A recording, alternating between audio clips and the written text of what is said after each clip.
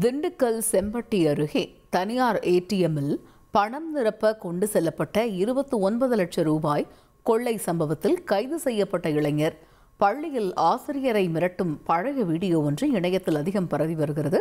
அந்த காட்சிகளை முதலில் பார்க்கலாம்.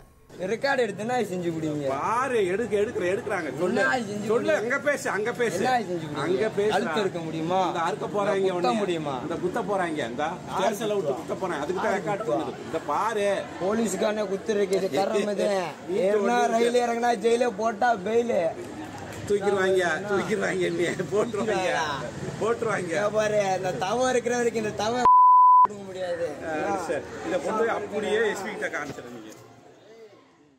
கூடுதல் விவரங்களை செய்தியாளர் கனிராஜ் வழங்க கேட்கலாம். முழு விவரங்கள் என்ன கனிராஜ், விவரிங்க.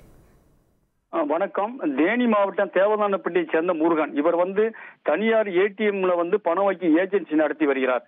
இவர்கிட்ட தேவதானப்பட்டியை சேர்ந்த நாகார்ஜுன் அப்படின்றவர் வேலை பார்த்து வந்த போது ஜூன் மாசம் கடந்த ஜூன் 13ஆம் தேதி செம்பட்டி பக்கத்துல அவர் பணம் வைக்க வந்த போது 29 லட்சத்தை கொள்ளையடிக்கப்பட்டதாக தேவதானப்பட்டியோட நாகார்ஜுன் அவர் உரிமையாளர் முருகன் சொல்றாரு. அவர் செம்பட்டி காவல் நிலையத்துல இது குறித்து புகார் செய்யறாரு. செம்பட்டி போலீஸ் இன்ஸ்பெக்டர் சரவணன் வழக்கு பதிவு செய்து தீவிர விசாரணை நடத்துறாங்க. இந்த தீவிர விசாரணையில அவர் நாகார்ஜுனாவே ஏடிஎம்ல பணத்தை வைச்சதா தன்னை சிலர் கத்தியை காட்டி மிரட்டி பணத்தை பறிச்சுட்டு போனதா நாடகம் ஆடியது தெரிய வந்தது.